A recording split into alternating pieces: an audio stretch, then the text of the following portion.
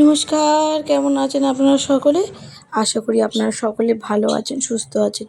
বর্ষার নতুন একটি ব্লগে সবাইকে স্বাগত জানাই। ছোটদের অনেক অনেক ভালোবাসা, বড়দের প্রণাম জানিয়ে আজকের ব্লগটা আমি স্টার্ট করলাম।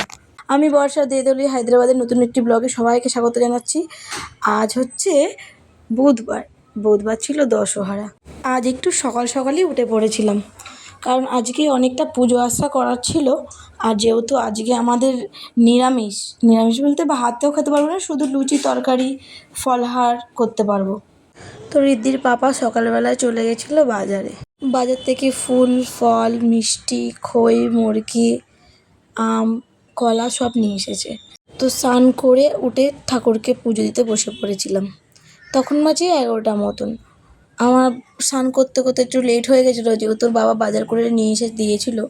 তারপরে ওর বাপি কাজে চলে গেছিলো। ঠাকুরের বাসন পরিষ্কার করে নিয়েছিলাম আর ঠাকুরের ফলগুলো কেটে নিচ্ছিলাম। ঠাকুরের আসনটাও আমি গুছিয়ে নিয়েছিলাম। ঠাকুরের বাসন কোসন সব ধুয়ে আসন পোষণ গুছিয়ে রেখে দিয়েছিলাম। আর এই যে আম কলাগুলো কেটে ঠাকুরকে ভোগে দিচ্ছি। তোমাদের কার কার দশহরার এরকম নিয়ম আছে অবশ্যই কমেন্ট করে আমাকে বলবে। যেহেতু বুধবার ছিল, ঋদ্ধিমানকে স্কুলেও দিয়ে এসেছিলাম সকালবেলায়। তারপরে হচ্ছে এই পূজা আশাগুলো করছি। এখন বাজে 11:15 মতন। তো আজ ঋদ্ধিমানকে স্কুল থেকে যেহেতু আনতেও হবে, তাই জন্য একটু তাড়াতাড়ি পুজোটা দেওয়ার চেষ্টা করছি। এই যে ঠাকুরকে খেতে দিয়ে দিয়েছি, আর ঠাকুরের দেখা কত সুন্দরভাবে ফুল দিয়ে সাজিয়েছি। ওর পাপা আজকে ফুলও এনেছিল একটু বেশি করে। আর আমার সবথেকে ফেভারিট একটা ফুল এনেছিল, যে ফুলটা ভীষণ সুন্দর গন্ধ বেরায়, জুঁই ফুল। তো ঠাকুরকে জুঁই ফুলের একটু মালা গেঁথে দিয়েছিলাম। একটু ধূপ ধুনো দিয়ে নেবো ঠাকুরকে। তো ততক্ষণের জন্য আমার ভিডিওটা স্কিপ না করে দেখতে থাকো। আর যদি আমার ভিডিওটা ভালো লেগে থাকে একটা লাইক কমেন্ট শেয়ার করে দেবে। আর ঠাকুরের কাছে প্রার্থনা করছি আমার সকল পরিবার সকল বন্ধুবান্ধবকে যাতে ভালো রাখে, তারা যাতে ভালো সফলতা পায়, তাদের মনস্কামনা যাতে পূরণ করে, এই প্রার্থনায় ঠাকুরের কাছে করলাম। আজ আমার পুজো আশা কমপ্লিট হতে হতে প্রায় 12:30টার কাছাকাছি হয়ে গেছিলো। তো তারপরে আমি চলে গেছিলাম ঋদ্ধিমানকে স্কুল থেকে আনতে। ওর 12:30-এ ছুটি ছিল। তো ওর জন্যে আমি তাড়াতাড়ি করে পুজো আশাগুলো কমপ্লিট করলাম। সারা ঘরে ধূপ ধুনো দিতে দিতে আমার একটু টাইম হয়ে গেছিলো। জানো, পুজো দিতে একটু টাইম তো লেগেই যায়। ওর জন্যে আমি তাড়াতাড়ি করে পুজো দিয়ে দিলাম।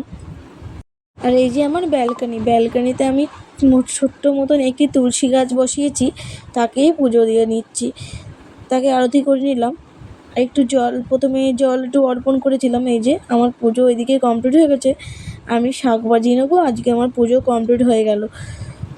তো তারপরে একটু মুখে ক্রিম মেখে নিচ্ছি। মুখে জানেন তো আমার খুব দানা দানা উঠেছে, জানি না কেন উঠেছে, হয়তো জল খাওয়া কম হচ্ছে, এত গরমও পড়েছে আমাদের এখানে। গরম ঠান্ডা পড়ছে, কখনো তো খুব গরম পড়ছে আর কখনো আবার খুবই ঠান্ডা পড়ছে।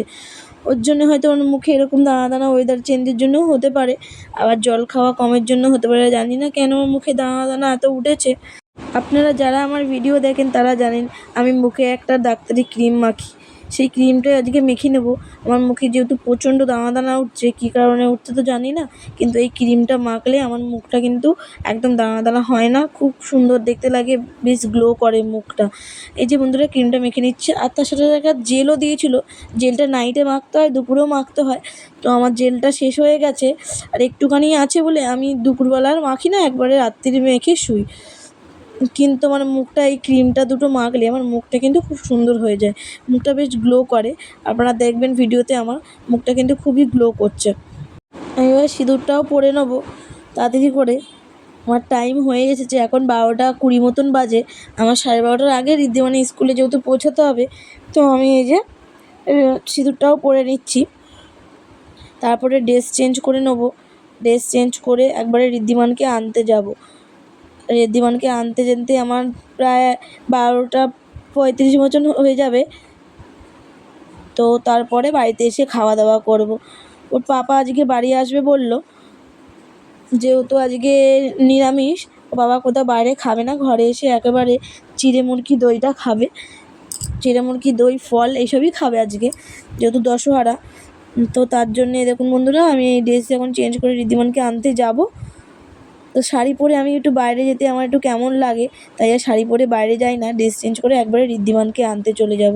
আমার ভিডিওটা যদি এই পর্যন্ত দেখে থাকেন, যদি ভালো লেগে থাকে একটা লাইক কমেন্ট শেয়ার করবেন দয়া করে।